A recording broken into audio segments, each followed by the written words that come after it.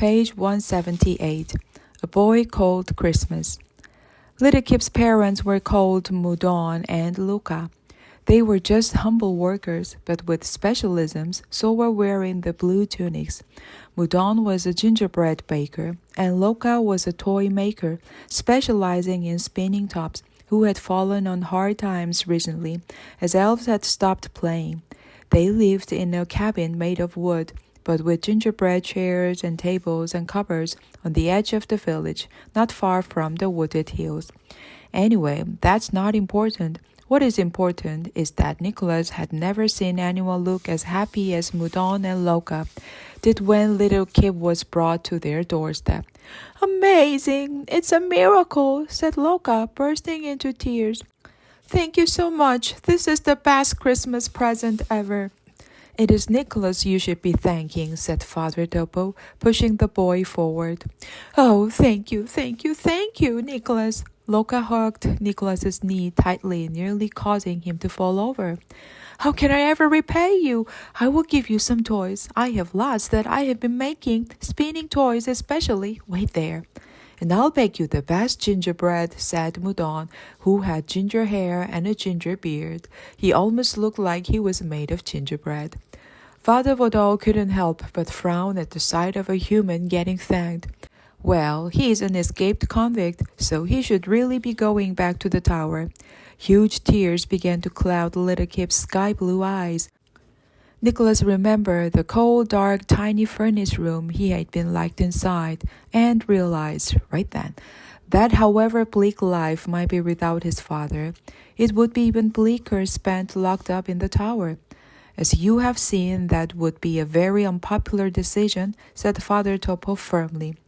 "I know it's not my place, as I am not on the council, but I think this particular human is a hero for rescuing my son," called Luca from the next room. "A real Christmas hero." And even Mother Riri agreed that Nicholas shouldn't go back to the tower. "I think we need to rewrite some of the elf laws," she suggested. Father Boyoung was not happy. He grumbled. He paced around. A clock detached itself from the nearby clock rack and fell off and clunked onto the floor. Everyone stared at the clock. They knew that it had fallen because Father Boyoung was in a bad mood. "Father Boyoung," said Mother Riri, appalled. "I'm sorry, but he is a human. We know what humans can do. We can't soften our position on humans because of one child." Father Topo clicked his tongue thoughtfully. "You do realize this human will help you set lots of newspapers." Father Boyoung paused. Nicholas could see he was struggling because he knew this to be true. Eventually, in the quietest voice imaginable, a word crept out of the side of Father Boyoung's mouth. "Maybe." Father Topo placed a hand on Nicholas's shoulder, or tried to. It was too much of a stretch, so he patted Nicholas's arm instead. "So he can get a pardon?" There was a very long pause. It was a pause far longer than these two sentences, but eventually the pause came to an end. Father Boyoung nodded the smallest nod that has ever been nodded by elf or humans. "Yes." "Hooray!" said everyone who wasn't Father Boyoung. "I think we should throw a Christmas party to celebrate," said Mother Riri. Father Boyoung tooted. "We had a Christmas party 2 days ago." "That was a terrible party," spluttered Mother Riri. "Come on, he deserves one." "I would be very honored," said Nicholas, "but I think tonight me and Blitzen would just like to rest." Luca arrived back in the room, holding 7 spinning toys, a snow globe, a cuddly bear, and an art set. The spinning tops in particular looked beautiful. All of them were brightly colored, reds and greens mainly, and hand-painted. They were the loveliest toys Nicholas had ever seen. It was too much to carry. 2 of the tops fell and spun on the floor. Father Topo took a biscuit from his pocket and nibbled it thoughtfully. "Isn't it wonderful? Just the simple act of giving presents." "Not really," said Father Boyoung. "Honestly," said Nicholas, as Luca tried to pick up the toys from the floor. "Just 1 spinning top will be fine." Luca shook her head, causing her long plaits to sway from side to side as even more spinning tops dropped to the floor. No, you need more than one spinning top. Spinning tops are very important. They relax you. They take your mind off things. I just need to find something to put all your presents in. She looked around. Little Kid pointed at his father's stockings. Good idea, agreed Luca. Budon, take off your stockings. What? They're the perfect size for all these spinning tops. Go on, take them off. You've plenty of others. So Mudon took off his woolen stockings in front of everyone. Nicholas was surprised that Elf's legs were quite hairy. Well, Mudon's were. Once the stockings were off, Loka placed all the toys inside. See, the perfect size. Perhaps we should always use stockings to carry toys. There you go. Merry Christmas. And those stockings full of toys didn't make everything better. Nicholas felt a little happier, knowing he had made someone else happier.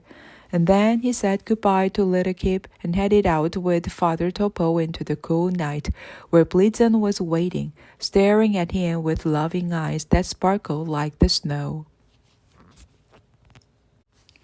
Page 184. The Big Decision. Blitzen settled back in the reindeer field with Donner and Dasher and Vixen and all the others, and over the next few weeks, Nicholas observed that the reindeer seemed to like Blitzen's naughty sense of humor. They were always laughing at him. Well, it was impossible to tell if the reindeer were really laughing, as reindeer laughter is very hard to detect, but their eyes shone brighter whenever he was around. And Nicholas stayed in Father Topo's cabin. He stayed there for many weeks. He ate the delicious gingerbread that Mudon made and enjoyed playing cards, each one hand-painted by Loka, with Little Noosh. Little Noosh, like all elves, was amazing at card games, but occasionally she would let him win. He mixed well and made friends with elves and was never snobby regardless of the color of their tunics. The sadness inside him was strong, though. He tried to remember the good side of his father. It had always been there, underneath, like the bright red beneath the dirt on his hat. Nicholas washed the hat and wore it, and he was determined for that good side to live on inside himself. I've been thinking, said Nicholas, after a month in Elfham.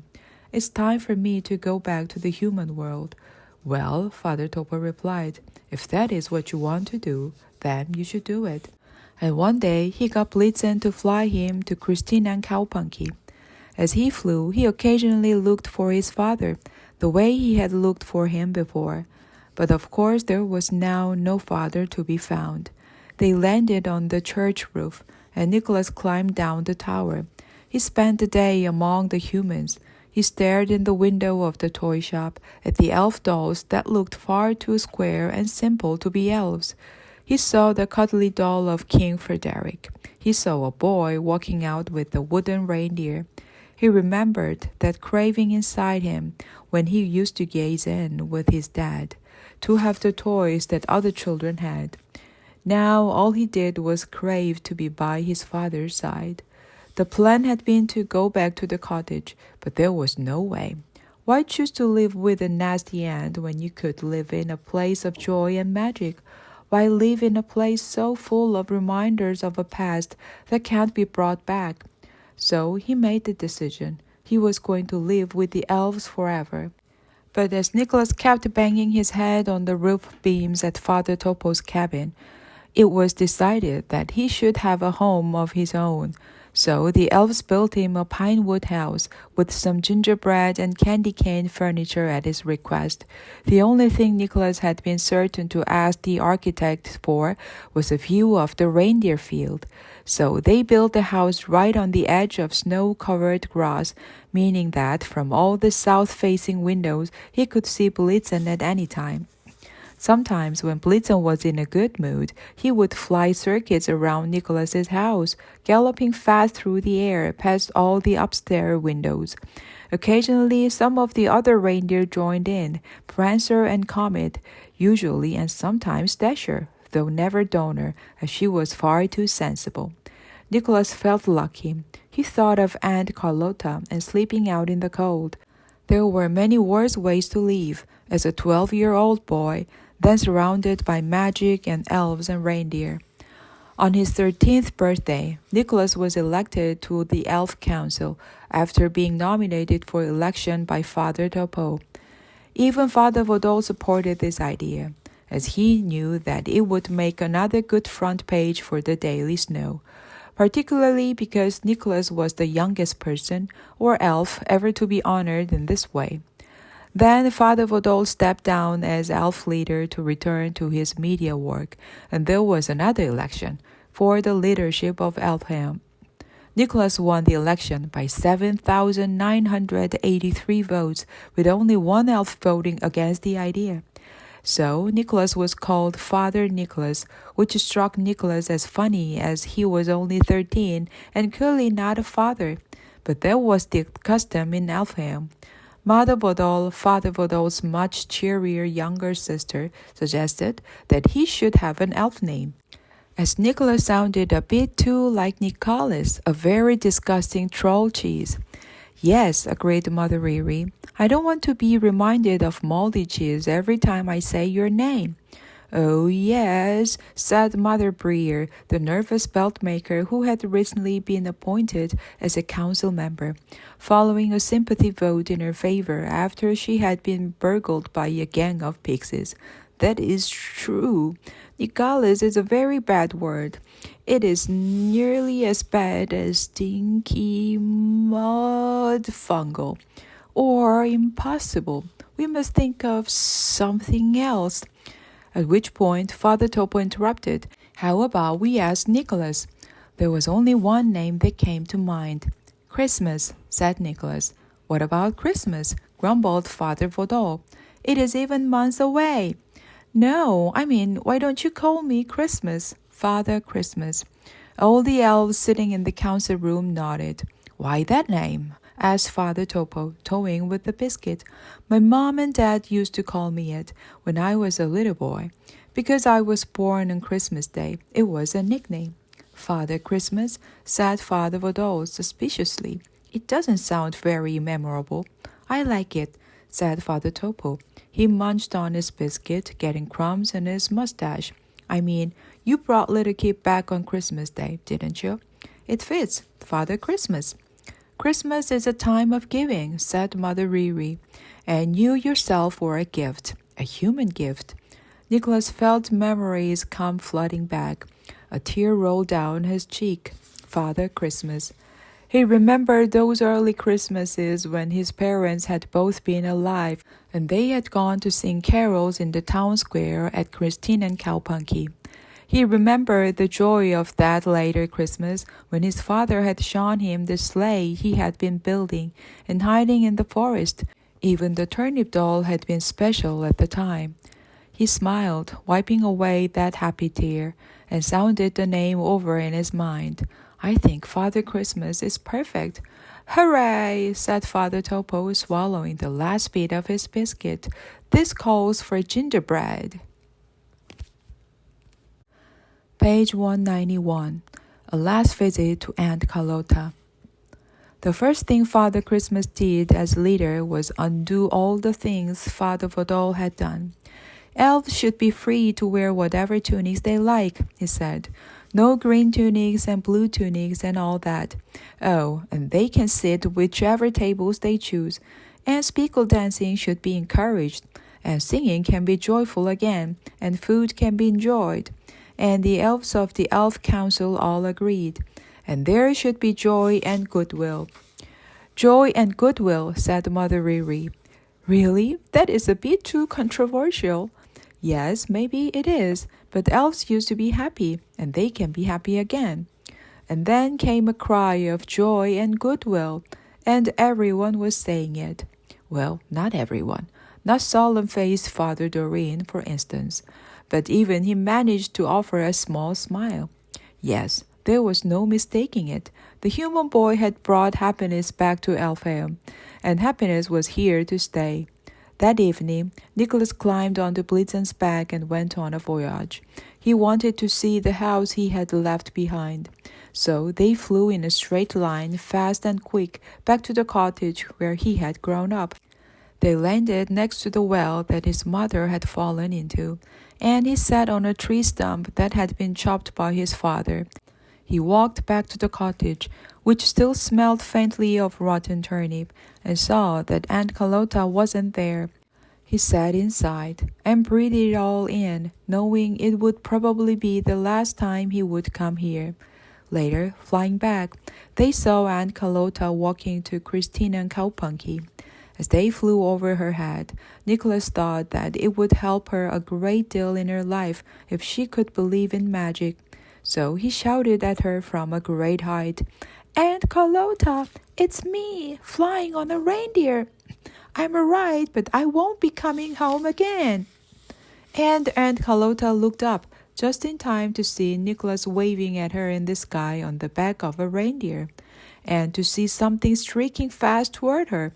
You see, while Nicholas wanted Aunt Carlotta to believe in magic, Blitzen had another idea, and he was bang on target too. Her best town clothes were soaked. "You rotten beast!" she screamed at the sky, but by then Blitzen and Nicholas had disappeared back into the clouds. Page 196. How Father Christmas spent the next 10 years. Number 1. Eating gingerbread.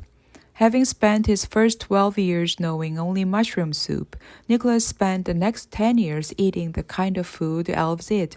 Not only gingerbread, but cloudberry jam, blueberry buns, bilberry pie, sweet plum soup, chocolate, jelly, sweets.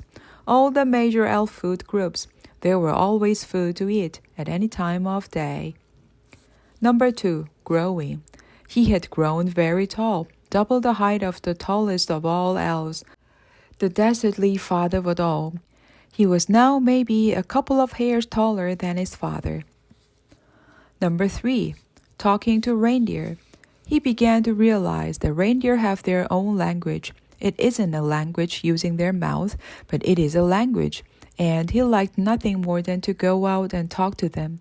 They talked about the weather a lot, had 17,563 words for moss, but only one for grass, believed antlers explained the universe, loved flying, and thought humans were just elves that had gone wrong. Prancer was the most talkative and always told jokes. Donner was full of compliments. Cupid spoke of love. Vixen was incredibly gloomy and liked asking deep questions. If a tree falls in a forest and no one sees it, does it really fall? Comet made no sense whatsoever, and Blitzen was always pretty quiet, but Nicholas liked his company best of all. Number 4. Working on his image. Obviously, Nicholas needed special clothes, as there wasn't an elf outfit in existence that he could fit into. So Mother Breyer made his belts, black leather with a fancy silver buckle. An elf called the Shoehorn, yes really, made his boots. And the village tailor, Father Lupin, made his clothes, which were the brightest red. Number 5. Wearing a hat. His father's hat, to be precise. Clean and fresh and alive with color again. Number 6. Being jolly. Every day, not only did he wear his red and white outfit, complete with the shiny black belt and boots, but he was determined to be as jolly as could be, because the easiest way to make other people happy is to be happy yourself, or at last to act as if you are. That was how his mother had done it, and even his father too, once upon a time. Number 7. Writing. He wrote the 3 best-selling books of the decade in Elfheim, selling over 27 copies each. How to Be Jolly, The Father Christmas Guide to Happiness, Sleigh Crafts for Dummies, and The Reindeer Whisperer. Number 8. Working.